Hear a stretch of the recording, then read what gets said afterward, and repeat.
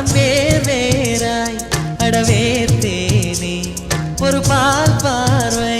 உரை பார்த்தேனே சிற்றின்பம் என்றதை யாருங்க சொன்னது பேரின்ப தாமரை தாழ் திறக்க ஐந்தடி உடல் நிலை மெய் மறக்க அசைந்தாடும் காற்றுக்கும் அழகான பூவுக்கும் காதலா காதலா அலையாடும் கடலுக்கும் அது சேரும் மணலுக்கும் காதலா காதலா